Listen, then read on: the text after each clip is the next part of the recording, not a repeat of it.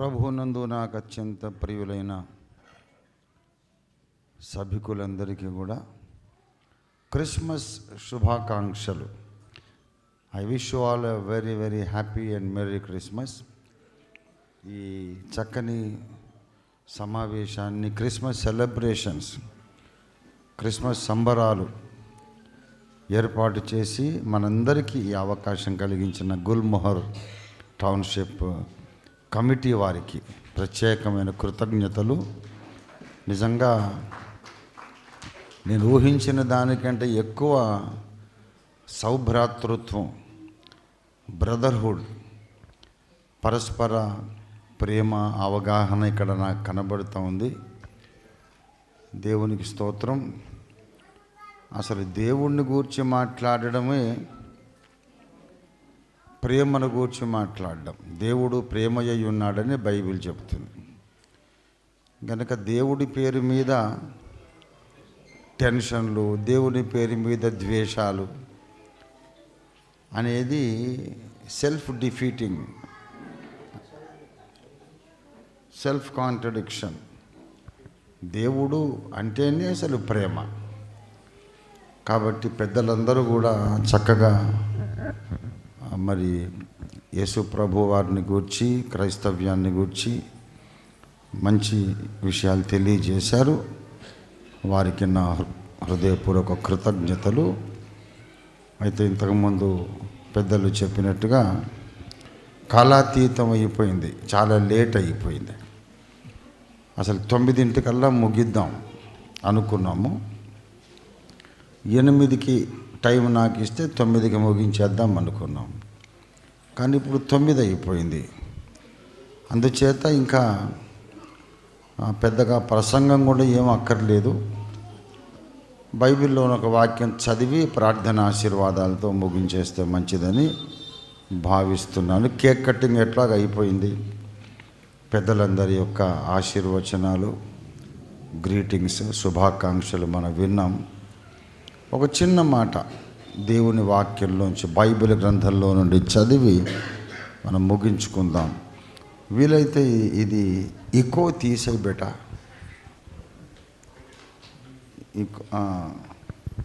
Right.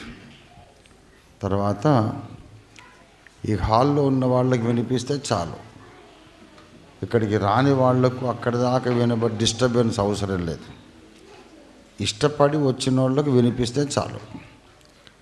రాలేని వాళ్ళు ఇళ్లల్లో ఉన్న వాళ్ళకు కూడా వినిపించేటట్లుగా చేసి డిస్టర్బ్ చేయడం మంచిది కాదు.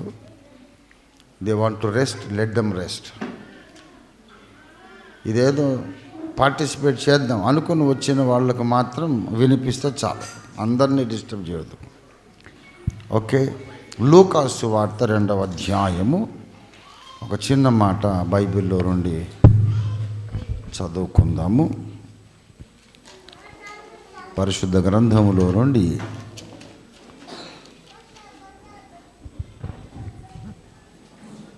లూకాసు వార్త 2వ అధ్యాయము 10వ వచనం.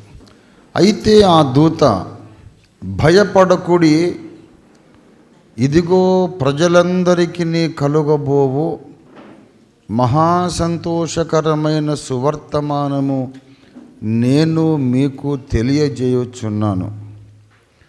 దావీదు పట్టణమందు నేడు రక్షకుడు మీ కొరకు పుట్టి ఉన్నాడు. ఈయన ప్రభువైన క్రీస్తు. దేవుడి వాక్యమును మన వినికిడిలో, మన ధ్యానంలో ఆశీర్వదించి ఫలింపజేయునుగాక. దైవాత్మ సహాయం కొరకు చిన్న ప్రార్థన చేసుకుందాం. ప్రేమ కలిగిన మా మహాపరిశుద్ధ ప్రభు పరమ తండ్రి, మరి గుల్మొహర్ టౌన్షిప్లో 2019 కంటే ముందుగా ప్రభువా ఇలాగూ ప్రతి ఏడాది కూడా అందరి పార్టిసిపేషన్తో క్రిస్మస్ వేడుకలు జరిగేవి అనే శుభ సమాచారం మేము విని ఎంతగానో ఆనందిస్తూ ఉన్నాం. కోవిడ్ సందర్భంగా ప్రభువా, కోవిడ్-19 సందర్భంగా ఈ పరంపర, ఈ యొక్క సంవత్సరానికి ఒకసారి జరుగుతున్నటువంటి ఈ కార్యక్రమాలన్నీ ఆగిపోయినవి మరలా ఇన్నాళ్లకు కమిటీ పెద్దలందరూ కూడా కలిసి ఏకీభవించి ఇంత అద్భుతమైనటువంటి ఆనందదాయకమైన క్రిస్మస్ వేడుకలు ఆర్గనైజ్ చేసినందుకు నీకు వందనాలు చెల్లిస్తున్నాం. ఇందుకు పూనుకున్న వారు, సహకరించిన వారందరినీ మీరు ఆశీర్వదించండి. గుల్మోహర్ టౌన్షిప్లో ఉన్నటువంటి ప్రతి ఒక్క కుటుంబాన్ని కుల మత ప్రసక్తి లేకుండా అందరినీ ఆయురారోగ్య సౌభాగ్య ఐశ్వర్య ఆనందాలతో మీరు ఇప్పుడును ముందున్న కొత్త సంవత్సరం అంతా కూడా నిండుగా నింపి ఆశీర్వదించమని ప్రార్థిస్తున్నాము. కొంతకాలాతీతమైపోయింది, అయినా తప్పనిసరిగా నీ వాక్కు మేము కొంచెమైనా వినాలి గనక తెగించి క్లుప్త ప్రసంగానికి ఉపక్రమిస్తూ ఉండగా మీ దీనదాసుని నేరములు, అపరాధములు, అజ్ఞానకృతములన్నీ మీరే క్షమించి నీవు కార్చిన శిలువ రక్తము చేత మీ దీన సేవకుని బాగుగా కడిగి శుద్ధీకరించి మీ అగ్ని చేత కాల్చి పుటము వేసి మీ సేవకుని నోట నీ మాటలే ఉంచి మీ చేతి నీడలో కప్పి ఉంచి నాతో మాతో అందరితోనూ మాట్లాడమని యేసు అద్భుత నామంలోనే స్తుతించి ప్రార్థిస్తున్నాము తండ్రి. ఆమేన్. ఆమేన్. ప్రభునందు ప్రియులారా, ఎ వెరీ షార్ట్ మెసేజ్, ఒక విషయాన్ని మీకు విన్నవించి ముగించాలని ఆశిస్తున్నాను. యేసు ప్రభు వారు పుట్టిన రోజు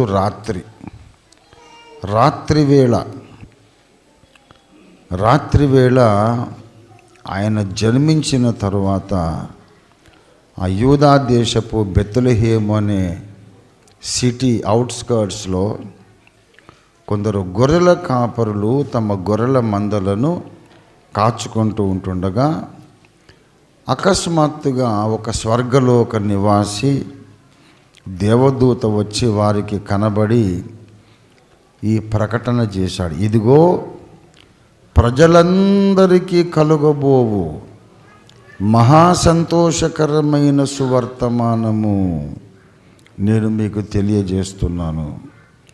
అదేమిటి అంటే, దావీదు పట్టణములో నేడు రక్షకుడు మీ కొరకు పుట్టి ఉన్నాడు. రక్షకుడు పుట్టి ఉన్నాడనే వార్త ప్రజలందరికీ కలుగబోవు మహాసంతోషకరమైన సువర్తమానం. ఎవరికి సంతోషము? రక్షకుని జననము అంటే ప్రజలందరికీ. ప్రజ అనే సంస్కృత శబ్దానికి పిల్లలు అని అర్థం. జ అనే ధాతువుకు జన్మము, పుట్టుక అని అర్థం. మరి అజ అంటే పుట్టుక లేనిది, ద్విజుడు అంటే రెండవసారి పుట్టినవాడు, ప్రజలు అంటే సంతానము అని అర్థం. కౌసల్య సుప్రజారామ పూర్వా సంధ్యా ప్రవర్తతే అని ఉదయం సుప్రభాతం చదువుతారు. కౌసల్యాదేవికి చక్కని కుమారుడా, సుప్రజ అంటే చక్కని కుమారుడా అని. కనుక ప్రజలు అనే మాటకు అర్థం ఏంటంటే పిల్లలు, సంతానం. ఎవరి సంతానము? మనకందరికీ ఎవరికైనా ఒకరో ఇద్దరో ముగ్గురో నలుగురో పిల్లలు ఉంటారు. కానీ ఒక ఆయన ఉన్నాడు, బ్రహ్మాండంలోని వ్యక్తులందరూ ఆయన పిల్లలే. ఆయన పేరు ప్రజాపతి. ఆయన్ని సర్వేశ్వరుడు, పరాత్పరుడు అని మనం పిలుస్తాం. దేవుడు అన్నమాట. ఆయనకు కొన్ని లక్షణాలు ఉన్నాయి. సర్వాంతర్యామి, అంతటా ఉంటాడు. సర్వజ్ఞుడు, అన్నీ తెలుసుకుంటూ ఉంటాడు. తర్వాత సర్వశక్తిమంతుడు, అన్నీ చేయగలిగిన సామర్థ్యం కలిగినవాడు. ఆయనకొక పేరున్నది, ప్రజాపతి. వేదములలో దేవుని పేరు ఏమిటంటే ప్రజాపతి. ప్రజాపతి. ప్రజ అంటే సంతానము, పతి అంటే ఏలువాడు, తండ్రి, భర్త, పరిపాలకుడు అని అర్థం, రాజు అని అర్థం. భూపతి అంటే భూమికి పరిపాలకుడు. భూపతులు అంటారు రాజులను, అంటే భూమికి భర్త లాంటి వాడు అన్నమాట. అంటే ఏమైనా సంసారం చేస్తాడే ఏంటి భూమితో? భూమిని పరిపాలిస్తాడు గనుక పతి అనగా పరిపాలకుడు, అధికారము కలిగిన వాడు. ప్రజాపతి ప్రజలందరి మీద, అంటే తానే సృష్టించిన పిల్లల మీద పరిపాలన చేసేవాడు దేవుడు. తాను పిల్లలను సృష్టిస్తాడు, మళ్ళీ వాళ్ళ మీద పరిపాలన చేస్తాడు. మనల్ని చేసినవాడు, సృష్టించినవాడు ఆయనే, మనల్ని పరిపాలించేవాడు కూడా ఆయనే. గనుక దేవుణ్ణి ఏమని పిలుస్తామంటే ప్రజాపతి. గనుక ప్రజలందరికీ అంటే ఆ దేవుని సృష్టిలో ఉన్న పిల్లలందరికీ అని అర్థం. ఆ దేవుని సృష్టిలో ఉన్న పిల్లలందరికీ మహాసంతోషకరమైన సువర్తమానం. ఇక్కడ ఫలానా దేశము, ఫలానా కులము, మతము అనే పరిస్థితి, ప్రస్తావన, వివక్ష లేనే లేదు. అందరూ దేవుని సృష్టే. ఏ దేవుడైతే భారతీయులను సృష్టించాడో ఆ దేవుడే అరబ్బులను, కమ్యూనిస్టు వారిని, యూరోపియన్లను, మంగోలియన్ తెగ, ఆంగ్లో సాక్సన్ పీపుల్, ఆర్యులు, ద్రావిడులు అందరినీ ఒక్క దేవుడే సృష్టించాడు. గనుక ఇక ఇందులో మళ్ళీ ఏ కులము, ఏ మతం అనేది ఏమీ ప్రస్తావనే లేదు. ప్రజలందరికీ మహాసంతోషం. ప్రజలనగా ఎవరి సంతానము? దేవుని సంతానం. దేవుని సృష్టిలో ఉన్న ప్రతి ఒక్కరికి కలుగు మహాసంతోషకరమైన సువర్తమానం. దేవుని సృష్టిలో అందరికీ సంతోషం ఏమిటంట? రక్షకుడు పుట్టాడు. రక్షకుడు పుడితే అందరికీ సంతోషం ఎందుకు? ఎందుకంటే అంతకుముందు సకల జనులకు ఒక సమస్య ఉన్నది. అందరికీ, అన్ని జాతుల, అన్ని కులాల, మతాల వారికి లింగభేదము, వయోభేదము, బీద గొప్ప తారతమ్యం, పండిత పామర తారతమ్యం లేకుండా అందరినీ ఒక సమస్య వెంటాడుతూ ఉంది. ఆ సమస్యకు పరిష్కారమే క్రీస్తు జననము. ఆ సమస్యను పరిష్కరించేవాడు పుట్టాడు కాబట్టి అందరూ సంతోషిస్తారు. లోకానికి కావలసింది ఏమిటంటే విశ్వాన్ని, ఈ భూప్రపంచాన్ని వెంటాడి వేధించి భయపెడుతున్న ఒక సమస్య నుండి విడిపించేవాడు, రక్షించేవాడు, పరిష్కరించేవాడు కావాలి. ఏమిటి ఆ సమస్య? ఇప్పుడు యేసు ప్రభువు వారు ప్రేమను గూర్చి బోధించాడు, దయను గూర్చి బోధించాడు అని పెద్దలందరూ అన్ని ప్రాంతాలలో కూడా మహానుభావులు అందరూ చెబుతున్నారు. అది వాస్తవమే, అందులో అసత్యం లేదు. నిన్ను వలె నీ పొరుగువాడిని ప్రేమించు, ఒక చెంప మీద కొడితే రెండవ చెంప కూడా తిప్పు, మీ శత్రువుల కొరకు ప్రార్థన చేయండి, మీకు మీరే పగ తీర్చుకోకండి అని ఎన్నో మంచి విషయాలు యేసు ప్రభు వారు చెప్పారు. అందులో సందేహం లేదు. కానీ ఏ మాటకు ఆ మాటే చెప్పుకోవాలి. ఇప్పుడు ఇది క్రిస్మస్ కాబట్టి యేసు ప్రభువుని గురించి గొప్పగా మాట్లాడడం, రేపు ఇంకొక పండుగ అయితే అక్కడ గొప్పగా మాట్లాడడం అనేది అంత మంచి పద్ధతి కాదు. మనం ముక్కుసూటిగా మాట్లాడదాం. ఏంటంటే ఈ దయ, క్షమ, సహనము, సమానత్వం అనేది యేసుక్రీస్తు కంటే ముందు 500 ఏళ్లకు పూర్వం గౌతమ బుద్ధుడు చెప్పాడు. బుద్ధుడు చెప్పలేదా? చెప్పండి. యేసయ్య మొట్టమొదట క్షమించమని చెప్పింది. ఎంతమంది బౌద్ధ భిక్షువులను నరికి చంపేశారు, బౌద్ధ ఆరామాలను ధ్వంసం చేశారు. వాళ్ళు మళ్ళీ కత్తి పట్టుకోలేదు, మళ్ళీ తిరగబడి వాళ్ళ మీద దాడి చేయలేదు. శాంతి, అహింస మొట్టమొదట ప్రపంచానికి పరిచయం చేసిన వాడు యేసుక్రీస్తు కాదు. ఆయన కంటే ముందు గౌతమ బుద్ధుడు BC 500 years ఉన్నాడు. ఇప్పుడు నేను క్రైస్తవుని అయినంత మాత్రాన గౌతమ బుద్ధుని సంగతి విస్మరించలేను. ఎందుకంటే నేను మతములో లేను, క్రైస్తవ మతంలో లేను. నేను సత్యాన్వేషిని. సత్యం కావాలి తప్ప మతం కాదు నాకు కావలసింది. అంతకుముందు 500 ఏళ్ల క్రితము గౌతమ బుద్ధుడి యొక్క బోధలు ఎంత శక్తివంతంగా పనిచేసినాయి అంటే, రక్తపిపాసి, యుద్ధోన్మాది, లక్షల మందిని పొట్టన పెట్టుకున్నటువంటి సామ్రాట్ అశోకుణ్ణి కూడా మార్చేసి, ఇక నేను యుద్ధాలే చెయ్యను అని అస్త్ర సన్యాసం చేసేటట్టుగా అతనిలో పరివర్తన తీసుకొచ్చినటువంటి శక్తి బుద్ధుని బోధనలో ఉంది. అప్పటికి బుద్ధుడు లేడు. బౌద్ధ భిక్షువులు మొత్తం లోకమంతా బౌద్ధ మతాన్ని ప్రచారం చేస్తున్నారు. గౌతమ బుద్ధుని యొక్క శిష్యుడు ఒక ఆయన వచ్చి చేసిన ఉపదేశానికి మహాశూరుడు, వీరుడు, అనేక రాజ్యాలు జయించినటువంటి, ఏమంటారు ఆయనను, ఎదురు లేనటువంటి రణరంగ మార్తాండుడు ఆయన. మీరు ఇప్పుడు గూగుల్ సెర్చ్ చేసి చూడండి, the greatest king who ruled the vast kingdom అని మీరు టైప్ చేస్తే ఎంపరర్ అశోక అని వస్తుంది.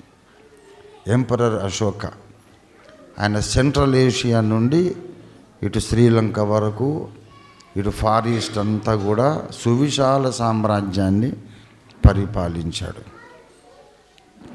ఆయన సొంత చెల్లెలిని, ఆయన కుటుంబ సభ్యులను అందరినీ కూడా అహింస అనే పరమధర్మాన్ని ప్రచారం చేయడానికే ఆయన వినియోగించారు. ఈనాటికి మన భారతదేశపు అధికార చిహ్నం ఏంటంటే అశోకుని ధర్మచక్రం. అవునా? అశోకుని ధర్మచక్రం. మనం ఇంకా ఆయన నీడలో బ్రతుకుతున్నాం. సామ్రాట్ అశోకుని నీడలో, అశోకుని ధర్మచక్రం నీడలో మనం బ్రతుకుతున్నాం. కాబట్టి యేసు ప్రభు ఒక్కడే ప్రేమ, శాంతి బోధించిన వాడని కాదు. అంతకుముందు కూడా మహానుభావులు ఉన్నారు. అంతకుముందు జొరాస్టర్ అంటే సంస్కృత భాషలో జరతుష్ట్ర మహర్షి అనే పేరు పలకడం కుదరక పాశ్చాత్యులు జొరాస్టర్ అన్నారు. పురుషోత్తం అనడం చేతకాక పోరస్ అన్నారు. నోరు తిరగక జరతుష్ట్ర మహర్షి కూడా అద్భుతమైనటువంటి వేదాంత రహస్యాలు చెప్పాడు.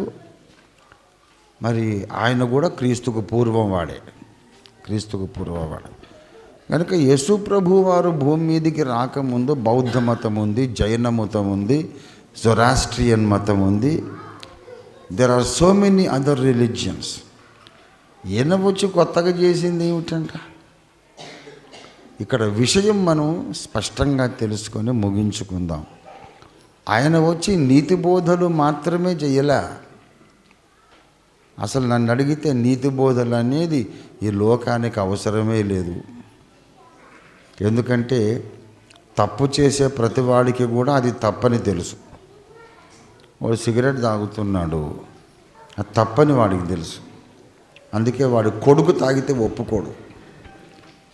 వేలేడు లేవు వెధవా, నీకు అప్పుడే సిగరెట్ ఎందుకురా అంటాడు. సారా తాగేవాడు, మద్యపానం చేసేవాడు కొడుకు తాగితే ఒప్పుకోడు. నీకెందుకురా అప్పుడే, నాన్న నువ్వు తాగుతున్నావు కదా అని అంటే ఒప్పుకోడు. వ్యభిచారికి అది వ్యభిచారం తప్పని తెలుసు, అందుకే చాటుమాటుగా చేస్తాడు. దొంగకు దొంగతనం తప్పని తెలుసు, అందుకే చాటుమాటుగా చేస్తాడు. తప్పులు చేసే వాళ్ళందరూ చాటుమాటుగా చేస్తారు, ఎందుకంటే అది తప్పని వాళ్లకు తెలుసు. దొంగతనం తప్పురా, అబద్ధం తప్పు, వ్యభిచారం తప్పు, నరహత్య తప్పు అని అంత సోది సొళ్ళు అవన్నీ చెప్పనక్కర్లా. Everybody knows what is right, what is wrong, ఎందుకంటే మనస్సాక్షి ఉంది. అయినా కూడా మరి ఎందుకు తప్పులు చేస్తారు?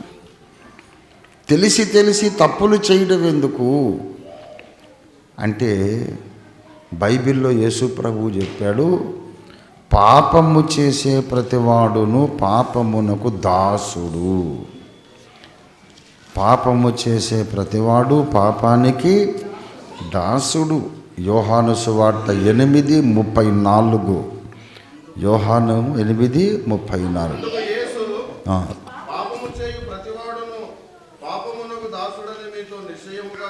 అది సమస్య ఇక్కడ వచ్చింది.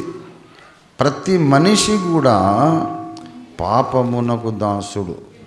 మానవుని యొక్క అంత సంఘర్షణ, ఇంటర్నల్ స్ట్రగుల్ ఎలా ఉంటుందో అపొస్తలుడైన పౌలు చెబుతాడు రోమా పత్రిక 7వ అధ్యాయంలో.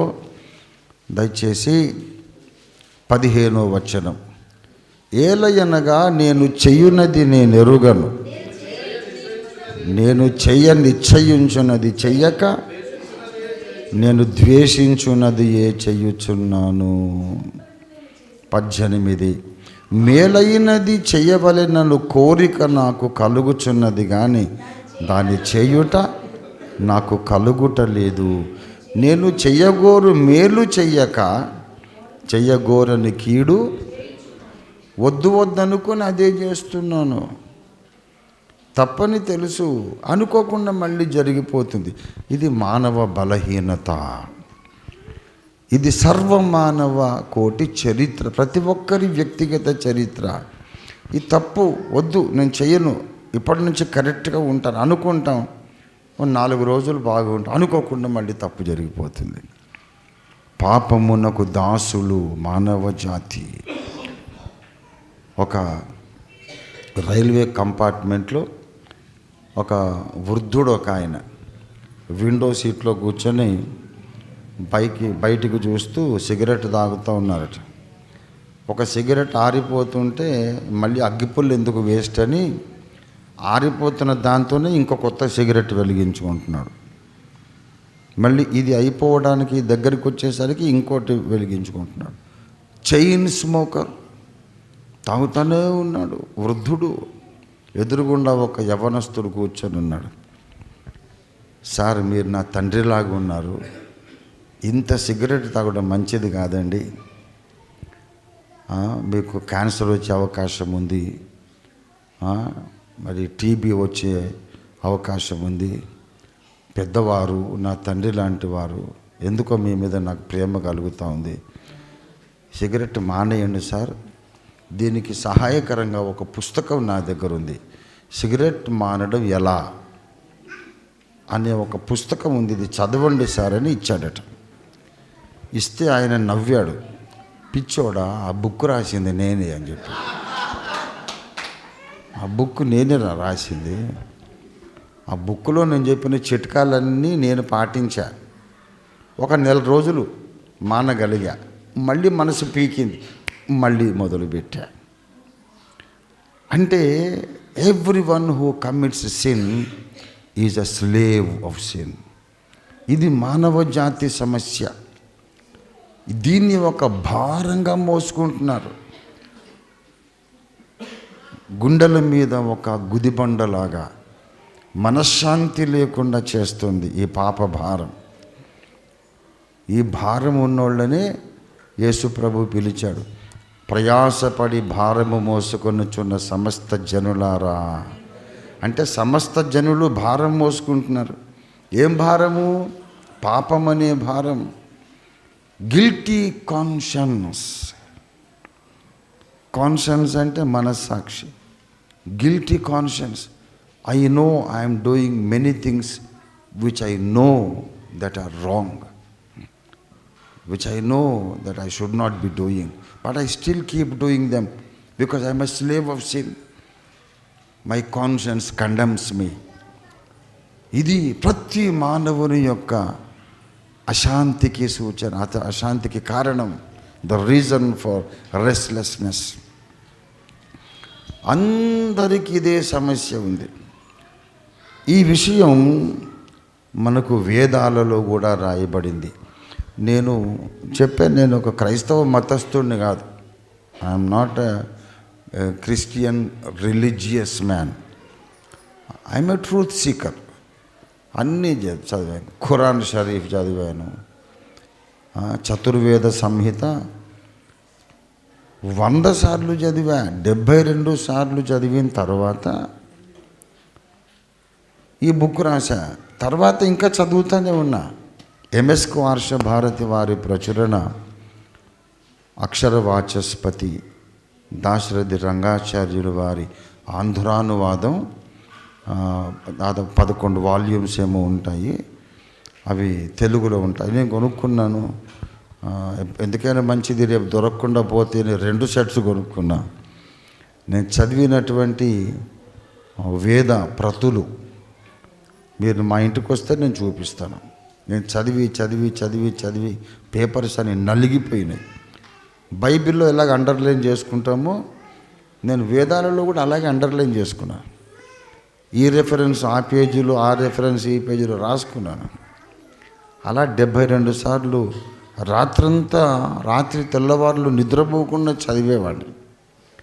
72 సార్లు చదివిన తర్వాత ఈ బుక్ రాశా. వేద ఋషులకున్న ప్రధాన సమస్య కూడా ఈ పాపమే. వేదాలలో ప్రతి పేజీలో మీకు కనబడుతుంది మహర్షుల ప్రార్థన. దయచేసి నేను మీకు చదివి వినిపిస్తాను, చూడండి. వేద ఋషులు దేవుణ్ణి ఎందుకు వెదికారు? వారి ప్రధాన సమస్య ఏమిటి? Page number 81. జవాబు ఇదిగో వినండి. ఆర్య ఋషుల అసలు సమస్య పాపమే. తాము పాపులమని వేద ఋషులు గ్రహించారు. ఈ మాట మనకి ఇష్టం ఉండదు. వేద ఋషులంటే మహానుభావులు, తపశ్శక్తి సంపన్నులు, సర్వసంగ పరిత్యాగులు. వాళ్ళు పాపులు ఏంటండి అని మనం ఆ థాట్ రిజెక్ట్ చేస్తాం. కానీ దయచేసి మరి వేదాల్లో, వేద మంత్రాలలో ఋషులు చేసిన ప్రార్థన, ఇంద్ర మమ్ము దుర్బుద్ధి నుండి పాపముల నుండి రక్షింపుము. రెఫరెన్స్ ఈ పుస్తకం చివరన రాయబడి ఉంది. బిబిలియోగ్రఫీ వెనక రాశాను. ఇంద్ర మమ్ము దుర్బుద్ధి నుండి పాపముల నుండి రక్షింపమని ఒక ఋషి ప్రార్థన చేస్తాడు. తర్వాత వశిష్ఠుడు అనే మహర్షి ప్రార్థన చేస్తాడు, వేద ఋషి. నేను పాపము చేసి ఉండవచ్చును, ఇతరులను తిట్టి ఉండవచ్చును, అసత్యము పలికి ఉండవచ్చును. జలములారా అట్టి పాపములను మీరు కడిగి వేయుడు. వరుణ రాజా మేము చెయ్యు పాపములను తొలగించుము. అగ్ని మా పాపముల నుండి పరిహరించవలెను. నేను అసత్యమాడి ఉండవచ్చును. ఇవన్నీ రెఫరెన్సెస్ అక్కడ ఉన్నాయి, మీరు చూసుకోవచ్చు. మేము ఇంద్రియ పరవశులమై దేవతలకు కోపము తెప్పించు పాపకార్యములు చేసినాము. దేవతలారా ఆ పాపముల నుండి మాకు విముక్తి కలిగించండి. దేవతలారా, మీరు యజ్ఞ సత్య సంబంధులు. మేము హోమించుటకు అడ్డుతగుడు పాపముల నుండి మాకు విముక్తి కలిగించండి. యజ్ఞము చేయు కోరిక ఉన్నను ఏ పాపము వలన చేయలేకపోతున్నామో అట్టి పాపముల నుండి మాకు విముక్తి కలిగించండి. విశ్వే దేవతలారా, తెలిసి కొన్ని తెలియక కొన్ని పాపములు చేసినాము. అనుగ్రహించి ఆ పాపముల నుండి మాకు విముక్తి కలిగించండి. జాగ్రత్తావస్థలోను సుషుప్తావస్థలోను పాపములు చేసినాము. అట్టి పాపముల నుండి భూత భవిష్యత్ పాపముల నుండి శృంఖలల నుంచి వలె అంటే సంకెళ్ళ నుండి వలె మమ్ము విముక్తులను చేయండి. ఈ పాపాలు మమ్మల్ని సంకెళ్ళు బంధించినట్టు బంధించేశాయి అని మహర్షుల ప్రార్థనలు, వేదములో ఉన్న విషయాలు. కావాలంటే నేను మీకు ఆ వేదాలు నేనే కొనుక్కొచ్చి సప్లై కూడా చేస్తాను. వేద ఋషులు చేసిన ప్రార్థనలు. పాపం అనే సంకెళ్ళలో ఉన్నామంటాడు. బైబిల్లో అదే చెప్పాడు. పాపము చెయ్యి ప్రతివాడు పాపమునకు దాసుడు. ఇప్పుడు కావలసింది నీతి బోధలు చేయడం కాదు, ప్రేమ సంతోషం క్షమాపణ కాదు. అంతకుముందే బుద్ధుడు చెప్పేశాడు. ఈయనొచ్చి కొత్తగా చెప్పిందేం లేదు. యేసు ఎందుకు రావాలి? మంచి మాటలు చెప్పడానికి మతాలు చాలా ఉన్నాయి, కానీ పాపం అనే సంకెళ్ళు త్రెంచి వేయడానికి ఒక విమోచకుడు రావాలి. పాపం అనే బంధకాలు త్రెంచి వేయటానికి రావాలి. అందుకొచ్చాడు యేసు. అందుకే ఆయన పుట్టుక, ఆయన జన్మము ప్రజలందరికీ సంతోషము కలిగిస్తుంది. ప్రతి మనిషి పాప బంధకాల్లో ఉన్నాడు. ఆ పాప బంధకాలను ఎలా త్రెంచేస్తాడు యేసు? వేదములోనే రాయబడింది, యజ్ఞము వలన. ఆ యజ్ఞం చేద్దామన్నా మాకు వల్ల కావట్లేదు. మాలో పాపం ఉన్నది.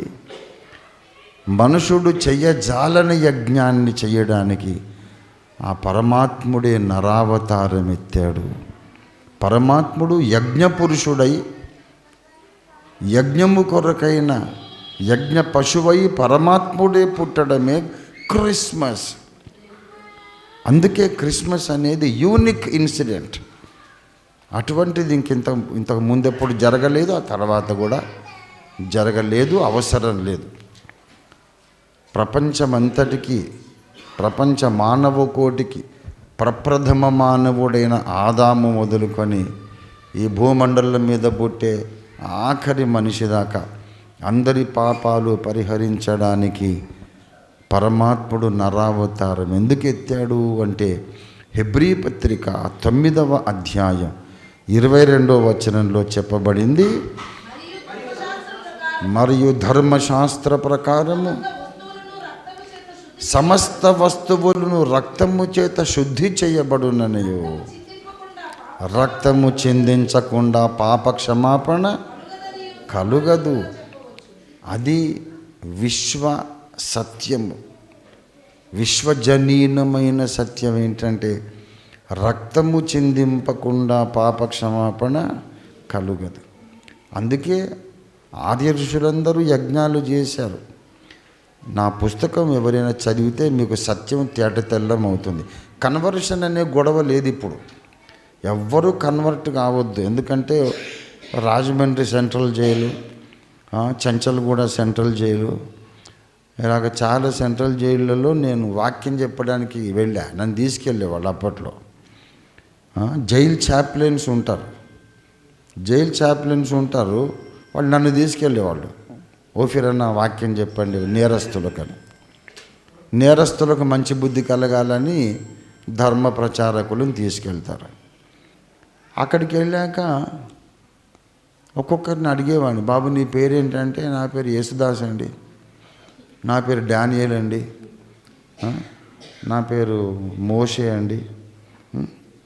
ఒకడైతే నా పేరు ఏకంగా యేసు అన్నాడు. నాకు ఫ్యూజ్ పోయింది. యేసు డైరెక్ట్, ఒరే యేసయ్య పేరు పెట్టుకొని నువ్వు జైల్లోకి ఎందుకు వచ్చావు అంటే భార్యను చంపేసి వచ్చాడట. కాబట్టి మతంలోకి వస్తే ప్రయోజనం లేదు. హంతకులు, సకల విధాల నేరస్తులు అన్ని మతాలలో ఉన్నారు. జైల్లో నేను వాక్యం చెప్పడానికి వెళ్ళినప్పుడు పేర్లు అడిగితే కొంతమంది హిందూ పేర్లు చెప్పారు, కొందరు ముస్లిం పేర్లు చెప్పారు, కొందరు క్రిస్టియన్ పేర్లు చెప్పారు. అంటే మతమును బట్టి మంచితనం అనేది ఉండదు. దొంగలు, నేరస్తులు, హంతకులు అన్ని మతాల్లో ఉన్నారు. ఒక మతంలో మొత్తం చెడ్డోళ్ళు ఉంటారు, ఒక మతంలో మొత్తం ఉత్తములు ఉంటారు అనేది అక్కడ ఉందా? లేదు. నాకు నాస్తికులు కొంతమంది తెలుసు, చాలా నీతిగా బ్రతుకుతారు. నాస్తికులు అండి, దేవుడే లేడు వాళ్ళకు. ఇక మతం ఎక్కడిది? చాలా నీతిగా బ్రతుకుతారు. పుచ్చలపల్లి సుందరయ్య గారు ఉన్నారు ఏమండి, ఎంత మహానుభావుడు ఆయన. 100 ఎకరాలు దానం చేసేసాడు. ఆయన క్రైస్తవుడా? క్రైస్తవులం అని చెప్పుకొని ఆస్తులు కూడబెట్టుకుంటున్న వాళ్ళు బోల్డ్ మంది ఉన్నారు ఏమండి, క్రైస్తవులే. కానీ వచ్చేటోళ్ళందరూ డబ్బులు ఇస్తారు, ఈయన డబ్బులు కూడబెట్టుకుంటాడు. మా చర్చికి రండి మీకు డబ్బులు వస్తాయి, మా చర్చికి రండి డబ్బులు వస్తాయని బోధలు చేయడం. ఓ పొలోమని 1000 మంది రావడం. ఆడు 30 ఏళ్ళు పోయినా డబ్బులు రావు. ఏది సార్ డబ్బులు వస్తాయంటే మేము చర్చికి వచ్చాం, ఏది డబ్బులు రాలేదు. నాకు వచ్చినాయి కదా డబ్బులు, మీరు వస్తాయి. ఇలాగ నడుస్తూ ఉంది లోకం. కానీ మరి కొంతమంది కమ్యూనిస్టులు అండి, మరి ఆ రోజుల్లో భూదాన ఉద్యమం జరిగింది కదా. భూదాన్ పోచంపల్లి అని ఒకటి ఉంది హైదరాబాద్ పొలిమేర, తెలుసా మీకు? భూమి 100 ఎకరాలు పంచిపెట్టేశారు. క్రైస్తవులు కాదు, బౌద్ధులు కూడా కాదు, అసలు ఏ దేవుళ్ళు ఏడుపోండ్రా అన్నోళ్ళు. మంచికి మతానికి సంబంధం లేదండి. మనం ఫ్రాంక్గా మాట్లాడుకుందాం. నాకు తెలిసిన హిందూ మిత్రులు చాలామంది ఉన్నారు. ఎంత సజ్జనులు, ఎంత సహృదయులు అంటే నన్ను ఎంతో కన్న కొడుకులాగా ప్రేమించేవాళ్ళు ఉన్నారు. మా నాన్నగారు చనిపోయాక మరి ఉస్మానియాలో తెలుగు రీడర్గా ఉండేవారు రామరాజు గారు, క్షత్రియులు. ఆయన పుట్టపర్తి సాయిబాబా భక్తులు. వాళ్ళ ఇంటికి మనం వెళ్తే నిలువెత్తు కంటే పెద్దది సాయిబాబా పటం ఉంటుందన్నమాట.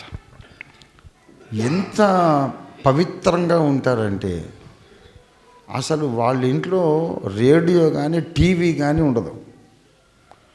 వాళ్ళ పిల్లలకు సినిమా ఎట్లా ఉంటుందో తెలియదు.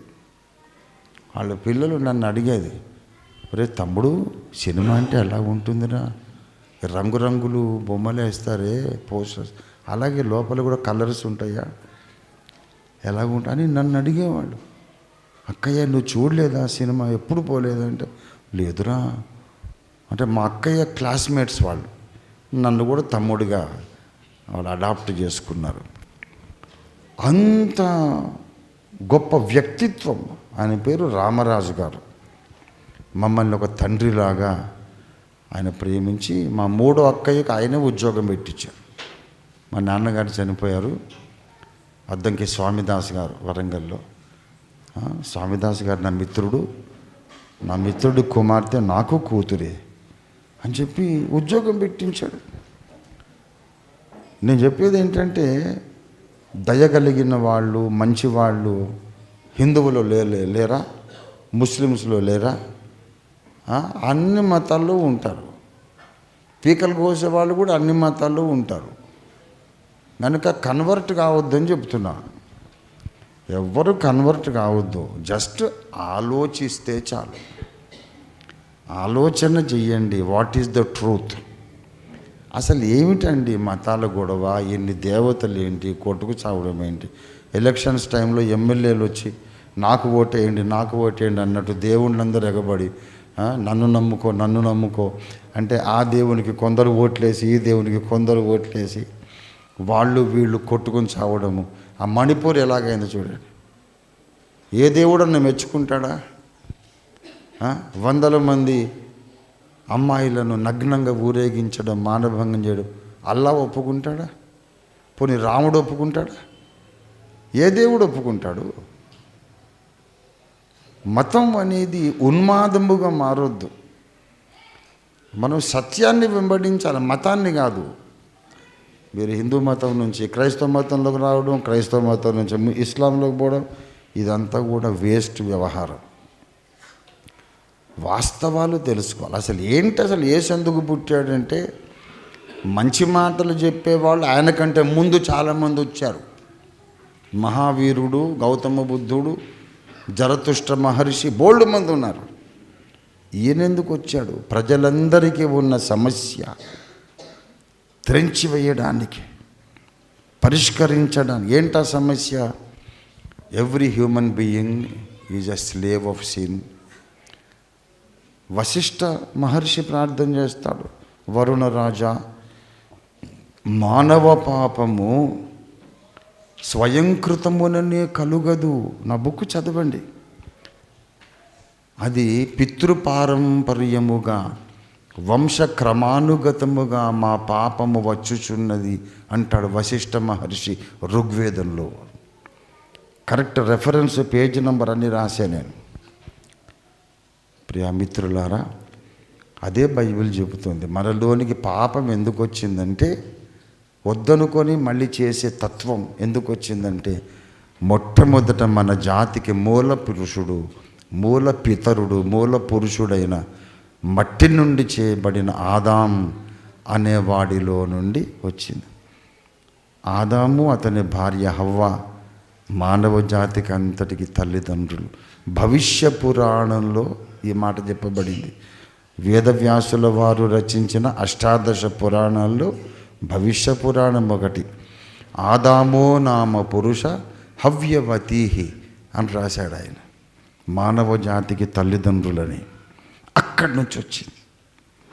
అది మేం చేసుకున్నందుకు కాదు, మా రక్తంలోనే వచ్చిందని వశిష్ఠ మహర్షి చెబుతాడు. దీనికి పరిష్కారం ఏంటంటే, ఆదాము రక్తములో మనకు పాపం వచ్చింది కనుక పాపము లేని రక్తం ఒకడు చిందించాలి.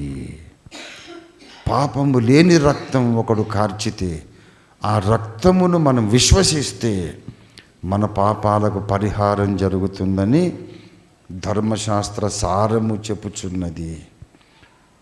అలా రక్తము చిందించడానికి ఆ పరమాత్ముడే రక్తమాంసాల శరీరము దాల్చి మనుషుల్లో మనిషి పరమాత్ముడు పుట్టిన రోజు క్రిస్మస్. క్రిస్మస్ నాడు యజ్ఞపురుషుడు పుట్టాడు. మన కొరకు మరణించడానికి దేవుని గొర్రెపిల్ల పుట్టాడు. కనుక క్రైస్ట్ ఈజ్ డిఫరెంట్. ఎందరో మహానుభావులు, త్యాగయ్య గారు చెప్పినట్టు ఎందరో మహానుభావులు. ఇందులో నేను ఆఖరిన చాప్టర్ రాశా, అందాల రాముడు ఎందువలన దేవుడు.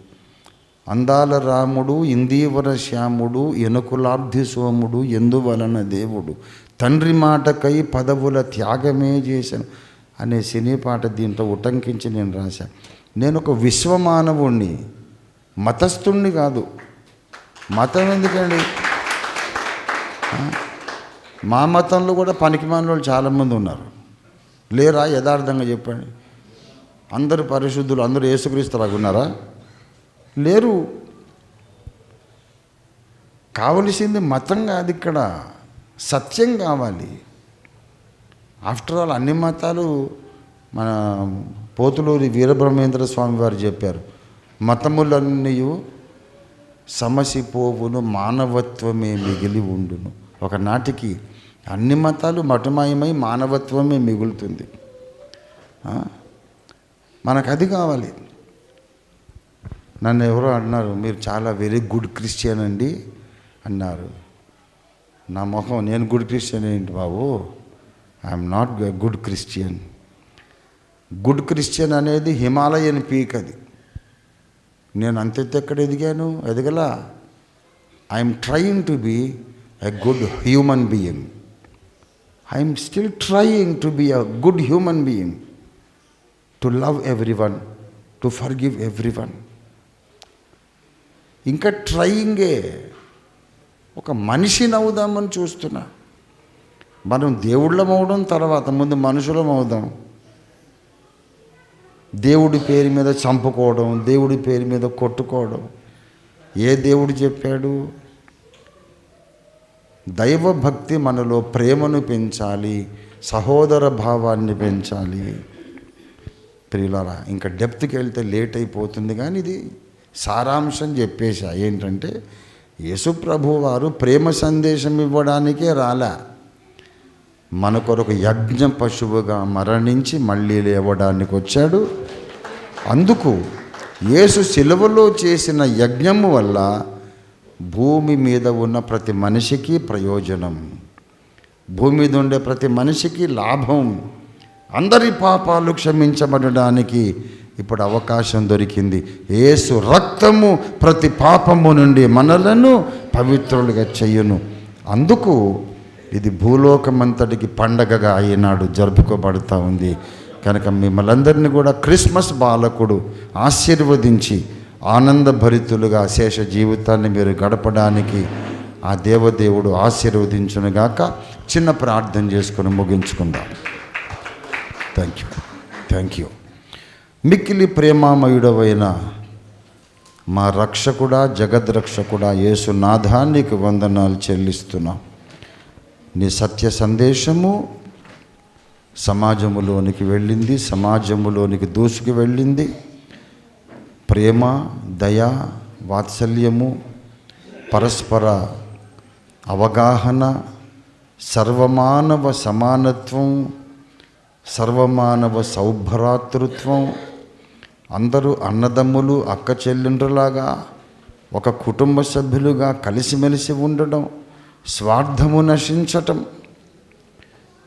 ఇతరులను ఆదుకోవాలనే త్యాగగుణము మాలో పుట్టించటం, ఇవన్నీ మీరు సాధించిన విషయాలే. కానీ నీ జన్మలో ఉన్నటువంటి ముఖ్యోద్దేశము మీరు మాకు ఇవాళ మరలా జ్ఞాపకానికి తెచ్చారు. నీకు స్తోత్రం. మంచి బోధలు చేసిన వారు అంతకుముందు ఉన్నప్పటికీ పాపమనే సంకెళ్ళు త్రెంచివేయటానికి ధర్మశాస్త్ర సారమును బట్టి పరిశుద్ధమైన దైవ రక్తాన్ని కార్చడానికి నువ్వు వచ్చావని మీరు మాతో మాట్లాడినందుకు నీకు స్తోత్రం.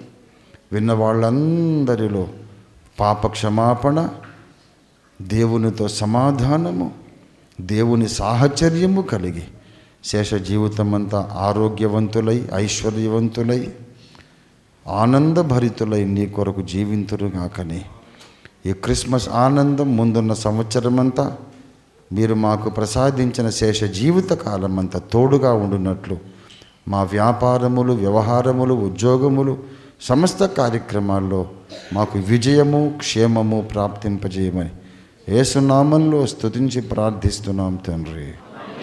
ఆమేన్. తథాస్తు. మన తండ్రి అయిన దేవాది దేవుని శాశ్వత ప్రేమయు, సర్వ జగద్రక్షకుడైన యేసునాథుని అనంత కృపయు, పరిశుద్ధాత్మ దేవుని తోడి దివ్య మనోహర సహవాసము చేరి వచ్చిన మనకందరకును భూలోకమందున్న సకల భక్తకోటికి సదాకాలం తోడై ఉండునుగాక. తథాస్తు. అందరికీ వందనాలండి. ఏమన్నా చెప్తారా ప్రసాద్ బాబు? Vote of thanks, anything you want to share?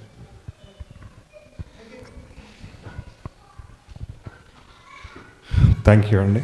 అందరూ కూడా ఈ కార్యక్రమానికి వచ్చి ఇంత విజయవంతంగా నడిపించినందుకు ఆ దేవునికి కృతజ్ఞతాస్తుతులు. అలాగే మీ అందరికి కూడా నా హృదయపూర్వక వందనాలు. ప్రతి ఒక్కరు కూడా మేము ఇచ్చేటువంటి ప్రేమ మీద తీసుకుని వెళ్ళాలని కోరుకుంటున్నాను. -1లో కింద గ్రౌండ్ సెల్లార్లో అందరూ ఇలాగ లిఫ్ట్లోంచి వెళ్ళిపోవచ్చు, లేదంటే ఇక్కడ స్టెప్స్ నుంచి కూడా వెళ్ళచ్చు. మీ అందరికీ కూడా అరేంజ్ చేయబడింది. దయచేసి అందరూ కూడా భోజనం చేసి వెళ్ళాలని కోరుకుంటున్నాను. మరీ ముఖ్యంగా ఈ యొక్క విలువైన సమయాన్ని, ఆయన విలువైన సమయాన్ని మన కొరకు కేటాయించి మన మధ్యలోకి వచ్చినటువంటి అయ్యగారికి కృతజ్ఞత వందనాలు తెలియజేస్తాం. అలాగే సహకరించినటువంటి కమిటీ మెంబర్స్ అందరికీ కూడా నా హృదయపూర్వక కృతజ్ఞతలు.